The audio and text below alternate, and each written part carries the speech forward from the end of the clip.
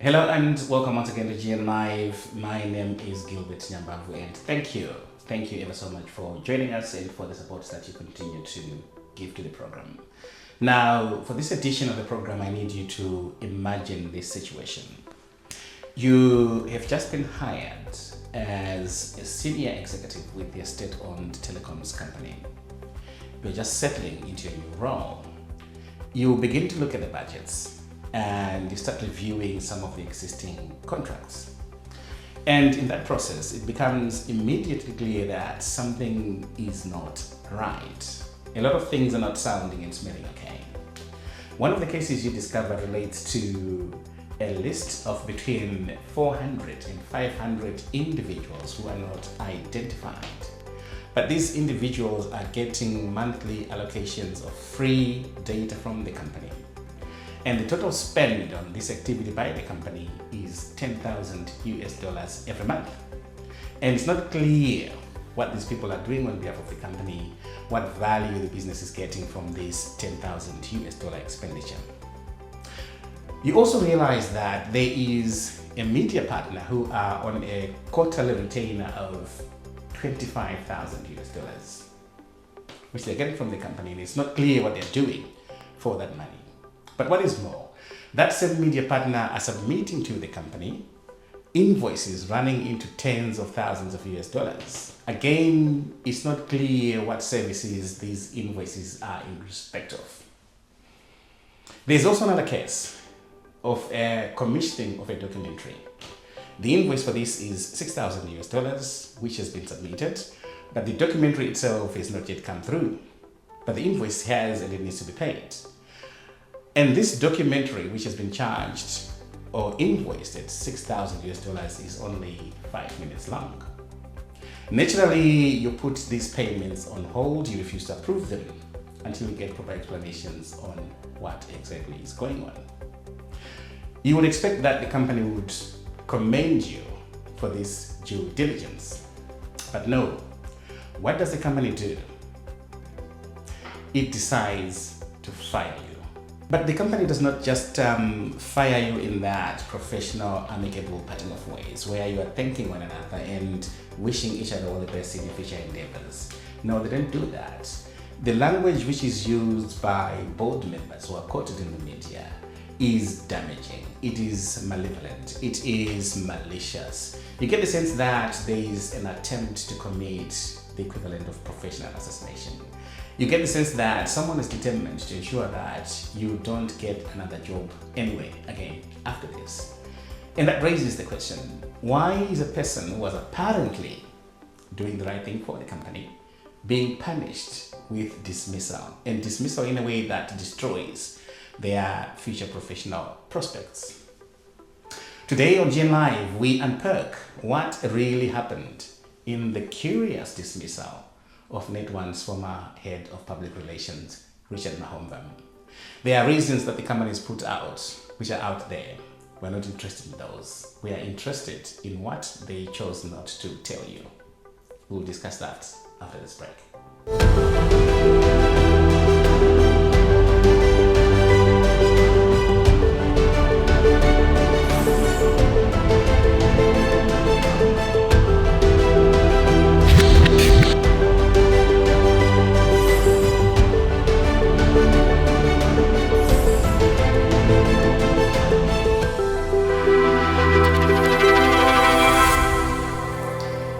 Welcome back. This is GN Live and I am Gilbert Nyambabvu. Now, there are two reasons why we have decided to focus on this story in this edition of the program. Number one, NetOne is not just any company. It is not a private enterprise. No, it is not. NetOne is publicly owned. It is a state-owned enterprise. Its job is to provide the technical facilitation for the communicative agenda of the public. And so this company belongs to the people of Zimbabwe. What that means is that any questionable spending of money, any suspicious contracts, and any controversial decisions and dismissals are matters of public interest. And also what is happening at NetOne can tell us something about what is happening generally in terms of public enterprise administration in the country. So that's number one. And then number two, we have been given the company's reasons for sacking this executive. What that means is that we do not have narrative balance. We only have one side of the story. There is therefore an obligation on us as the media to make sure that the audiences have both sides of the story so that they can determine for themselves, fully informed about who was right and who was wrong. And beyond that, there is the basic, simple issue of fairness with regard to Richard Mahomva. I want to first look at the reasons given by the company for the decision to let go of Richard Mahomva and explain why they do not make sense. The first reason we are given is that Richard was let go because he had failed his 3 months probation. That 3 months tells you there is a bigger story here. I'm going to explain why. The professional norm is that 3 months probation is normally for junior roles. I mean, if you're hiring someone to clean the floors in your office, 3 months is long enough to determine whether or not they can do the job. However, for senior leadership and executive roles, for positions such as head of department, which Richard was, the professional norm is 6 months. The reason for that is because these roles operate at a strategic level. And therefore, because they're strategic, they come with long-term deliverables. And you can't determine fairly whether or not somebody is up for the role in just 3 months. That's why the minimum is 6 months. So Richard's probation period should have been 6 months and not 3 months. That's number one. Now, secondly, the online publication which broke the story and reported it in quite celebratory terms, the publication is called Technomag. And remember that name because that organization is a key part of the story.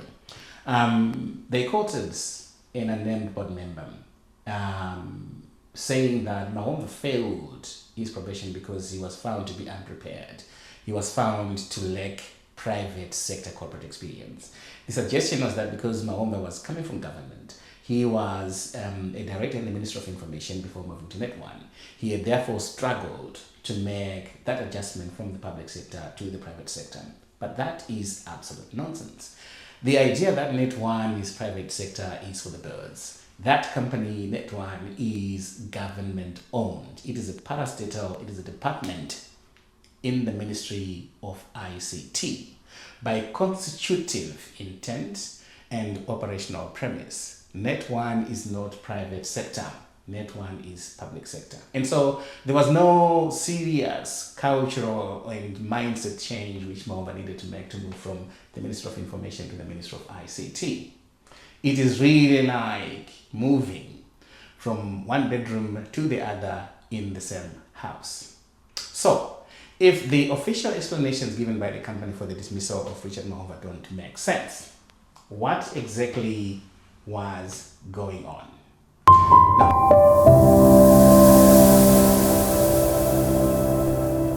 we have to look at the company's corporate social responsibility activities and related budgets.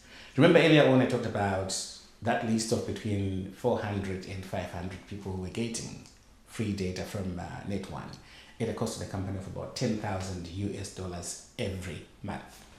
Now, if this spend is being handed to you as head of department, you are going to ask yourself these obvious questions. Who are these people? How were they selected? What value are they bringing to the company? And where is the documentation in terms of the necessary approvals? Because in the public sector, these are things that can easily come back to haunt you in the future. And so they're not unreasonable questions to ask. Now, beyond that, we also understand that there was another list of between 100 and 150 people who were described as the minister's people. They could also be described sometimes as junior's people. And I think Zimbabweans understand what the colloquialism junior refers to.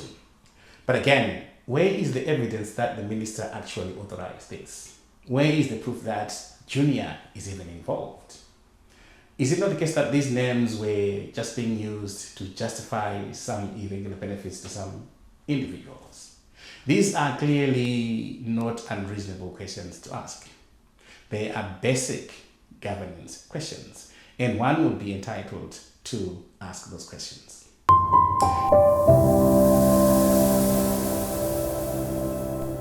You know, the other major issue which was involved in developments that resulted in Mahomva leaving NetOne related to contracts between NetOne and an organization called Technomark, which was, of course, the publication which broke the story of his dismissal. Now, Technomark have an associate organization called Zimbabwe Online Content Creators. People uncharitably claim that Zimbabwe Online Content Creators is a one-man organization, but that's besides the point. So there are three contracts at issue here between NetOne and Technomark. One related to a retainer arrangement under which Technomark, we understand, was being paid $25,000 by NetOne every quarter. And then there were two invoices from Technomark to NetOne. One was for $58,000 and the other one was for $64,000. Richard Mahomva, we understand from our sources, would not approve payment of that quarterly $25,000. He would not approve payment of the $58,000 invoice and also the $64,000 invoice. The retainer contract, he wanted that reviewed with the possibility of its termination. I'm going to explain why. It is important to understand that the public relations department in an organization such as NetOne is the one that is responsible for media relations. In other words, if the company wants to do some promotional work, whether through programs on radio and television or placement of adverts in the newspapers, this work is handled by the public relations department. This is the one that liaises with media organizations. But we have a curious arrangement here whereby NetOne, despite having its own public relations department, had still contracted Technomark to handle media relations on its part. So it was Technomark who were organizing promotional campaigns on behalf of NetOne on local radio stations. It was Technomark who were organizing media tours of NetOne facilities around the country. And it was Technomark who were organizing NetOne's representation at events like the Zimbabwe International Trade Fair and events like the Agricultural Show in Harare. This is work that is normally handled by the public relations department. And we understand that when Mahomva came in, the question he was asking in respect of this contract was, why are we contracting Technomark to do work which should be done by our own public relations department, which we have internally?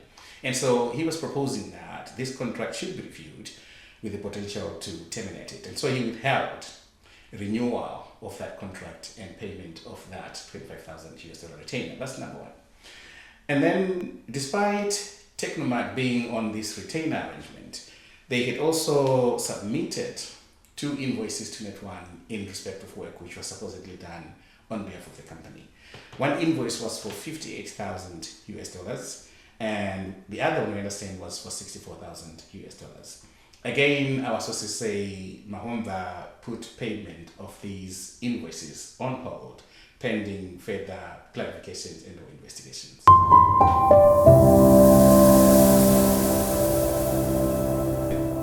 And with respect to the $64,000 invoice, an internal investigation by NetOne itself, it actually established a number of issues and serious weaknesses about that particular contract. The investigation identified what we described as serious weaknesses, including the fact that, number one, there was no formal agreement between NetOne and Technomark.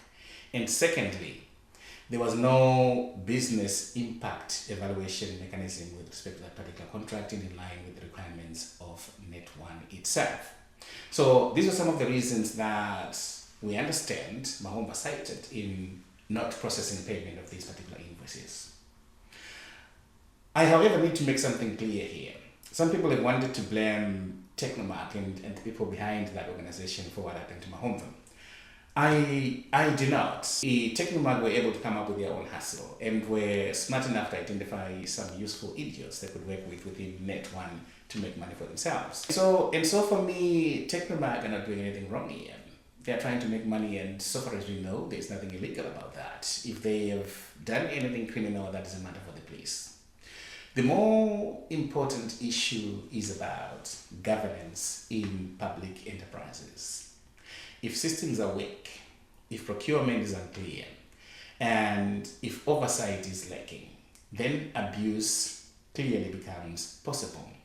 And responsibility lies within the institution. In other words, the people who are supposed to put in place mechanisms, safeguards, and controls to make sure that the public interest is protected within NetOne are the executive management of NetOne, are the board in NetOne. And the questions that the public give for these officials is, why is the person who was raising concern over things that appear to be irregular, why was that individual the one who got fired instead of being supported?